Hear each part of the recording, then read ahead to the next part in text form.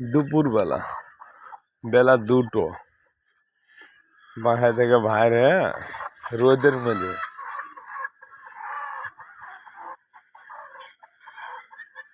মধ্যে দোকানে যেতেছি। এই সময় রাব্বি আসলো, আমি এই রোদের মধ্যে দুপুরবেলা যাতা রোদের তাপ আজকে, এই দুপুরবেলা আমি দোকানে যেতে। আসসালামু আলাইকুম। হ্যাঁ ভালো আছে। আর যার নাই অফিসে, ও নাইট না,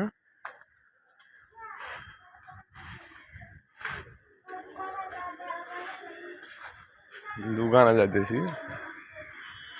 আমার দোকান সামনেই, দোকানে যাইতে আমার 2 মিনিট লাগে বাসা থেকে। 2 মিনিট লাগে। আর এই যে রোদের মধ্যে এখানে একটা গাছ কাটে ফেলছিল কাকারা, মনে হয় দেশি মানুষই মনে হয়, 9 টাকারই হবে। জিজ্ঞাসা করলে সকালবেলা আমার দোকানে নাস্তা খাইলে ওনারা পছন্দ করে হাঁটতেছে রোদের মধ্যে।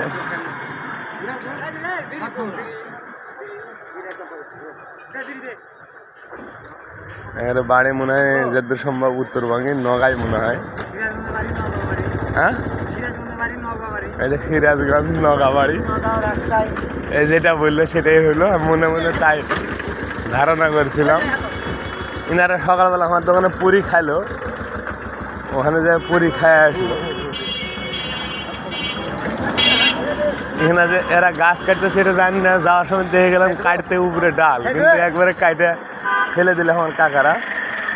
এমনি ভালো রোদের মধ্যে খুব কষ্ট করে কাম করছে। ইনাদের লাগে দোয়া করেন আপনারা মনের থেকে। আসসালামু আলাইকুম, থাকেন, দোয়া করেন। এই যে আমার কাকার কাছে গাছটা কাটে ফেলে দিলে আপনারা, এরা এই কাজে খুব পারদর্শী।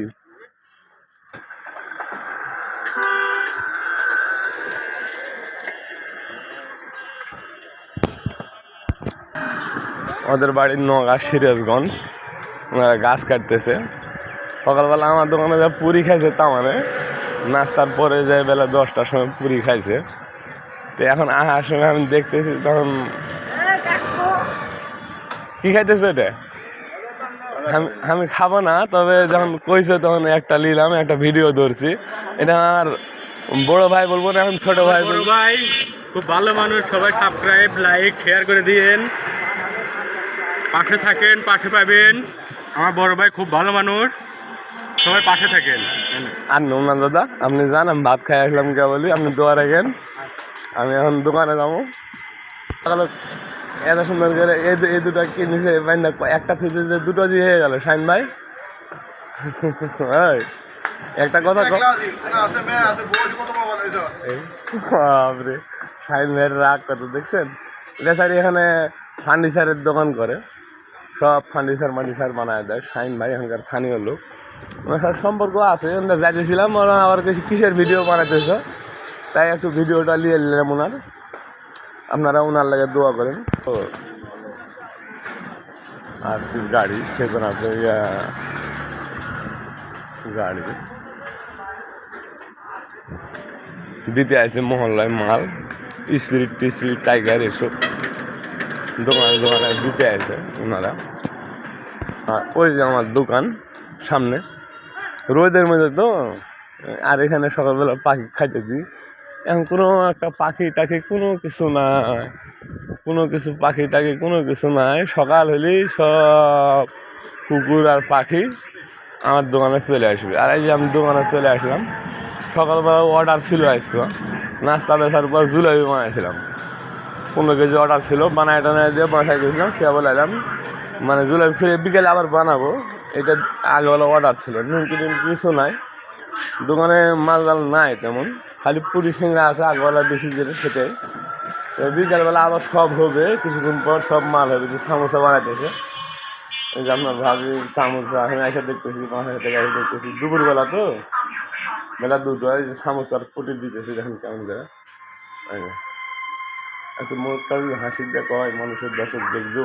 হ্যাঁ, এই যে সামোসা কেবল বানানো শুরু করছে। আর আমার একজন দাদা ভাই ড্রাইভার, এখানকার গাড়ির ড্রাইভার, নাস্তা করতেছে, মানে পুরি খেতেছে। আর আমি দোকানে কেবল আইলাম, একটা ভিডিও ধরলাম, আর এই যে আমার আজিজ তাহই আজকাল নতুন একটা গাড়ি কিনছে। এই যে এদিক থেকে আমার দিক থেকে এই যে আমার আজিজ তাহই মানে পাঠানপাড়া বাড়ি, নওগাঁ জেলা নেওয়াজপুর থানা পাঠানপাড়া বাড়ি। কাকু ফোন দিয়ে না একটা ভিডিও ধরছি, মোবাইলটা নিচে নামা তোমার হাতের কাছ থেকে। এই যে গাড়ি আজকে একটা নিছে মানে 55,000 টাকা দিয়া। এই যে এই গাড়িটা নিছে নিয়ে মনে করেন ব্যাটারি ট্যাটারি পাল্টাবে, আজকে 55,000 টাকা দিয়ে লিছে। বেচারির জন্য দোয়া করেন, লোকটা ভালো। এই গাড়িটা কিনছে ব্যাটারি পাল্টায়, এখন যা পড়ে গাড়িটা আমার ভালো হয়েছে, আমার পছন্দ হয়েছে। আর এই দোকান আর এই লোকের লেগে দোয়া করেন একটু। এনার নাম হলো আজিজ। আজিজ যে আমার নাম কইতেছে রহিমের দোকান রেডি আসো। এই বহুদিন ধরে এখানে থাকতো, এখন বাড়ি চলে গেছিল পাঠানপাড়া বাড়ি, নওগাঁ জেলা নেওয়াজপুর পাঠানপাড়া বাড়ি। আরে নিজের গাড়ি হয়ে গেছে দেখে এখন মেয়ে নিয়ে যায় খেয়ে আসবেন। এই যে দুপুরবেলা আমি আমার ভিডিও দিই না, আজকে একটু আপনাকে দিলাম। দোকানে বসে রয়েছি, অনেকে একটু দিলাম আমার মুখের একটু। আমি নিজে নিজে ভিডিও করি, ওই লেগে ক্যামেরার পিছনে থাকি, সামনে আসতে পারি না। আমি সবসময় ক্যামেরার পিছনে থেকে কথা বলতে হয়। আমার নিজের ভিডিও আমি নিজেই বানায় ভিডিও ছাড়ি। আপনারা আমাকে একটু সাহস দেন আর একটু ভিডিওগুলো দেখেন, অনুরোধ থাকলে আপনাদের প্রতি। এই যে সামোসা বানাইছে, আরও বানাবে পরে। এটা শুরু হলো কেবল, মনে করেন বেলা 2টো তো, একটু পর ভাজবো, তারপর আবার লাগলে সন্ধ্যার এক টাইমে আবার বানাবে।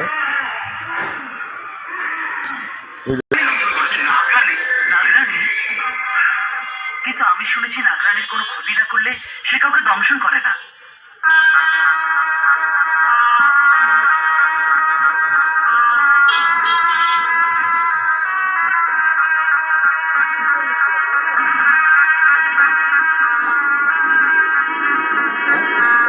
আপনার পরিচয়? আমি মানে বলে ও আমার ছেলে। তুমি আগে দেওয়ানকে বিষ মুক্ত করো। ওনাকে বিষ মুক্ত করা আমার পক্ষে সম্ভব নয়। তাহলে নাগরানির বিষ একমাত্র নাগরাজ ছাড়া আর কেউ চুষে বের করতে পারবে না। তাহলে নাগরাজকে ধরে আনো, তাও আমার পক্ষে সম্ভব নয়। তাহলে কি করে সম্ভব? শুধু একজনই আছে যার বানানো বীণের সুরে নাগ নাগিনী ছুটে আসতে পারে। তাহলে ওকে নিয়ে এসো। হুজুর, ও কোথায় আছে আমি জানি না, তবে আজ 20 বছর ধরে আমি ওকে খুঁজে বেড়াচ্ছি। হুজুর, একটু ওদিকে আসবে? চলো। যদি বেরোবে না নিন, তাহলে নাস্তা করার পর আমার মসজিদে একটু আসবেন। আমি আপনার সাথে কয়েকটা কথা বলবো। যদি না আসেন তাহলে আপনারই অমঙ্গল হবে। সালাম। আমার অমঙ্গল হবে। আমি স্পষ্ট দেখতে পাচ্ছি আপনার মহলে যে বিষাক্ত সাপ রয়েছে, সেই সাপ একে একে মহলের সবাইকে দংশন করে একদিন মহলকে কবরস্থান বানিয়ে দেন। এসব তুমি কি বলছো? আমি সত্যি বলছি। যদি সত্যি হয়ে থাকে তাহলে সেটা ধরে ফেলো। ওকে ধরা আমার পক্ষে সম্ভব নয়, কিন্তু আমি বেঁচে থাকতে আপনার কোনো ক্ষতি হতে আমি দেব না।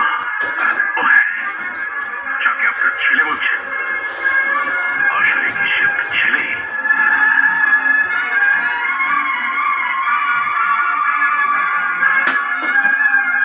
আপনি সব খুলে বলুন।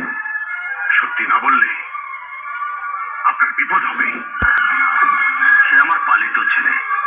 অনেক দিন আগে জঙ্গলে আমাকে একটা সাপে কেটেছিল, কিন্তু সে আমার বিষ চুষে আমাকে ভালো করে দেয়।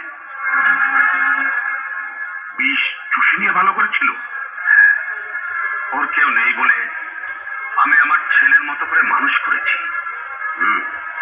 হুজুর, আমি আপনার মহলের প্রতিটি মানুষকে পরীক্ষা করে দেখতে চাই। পরীক্ষা?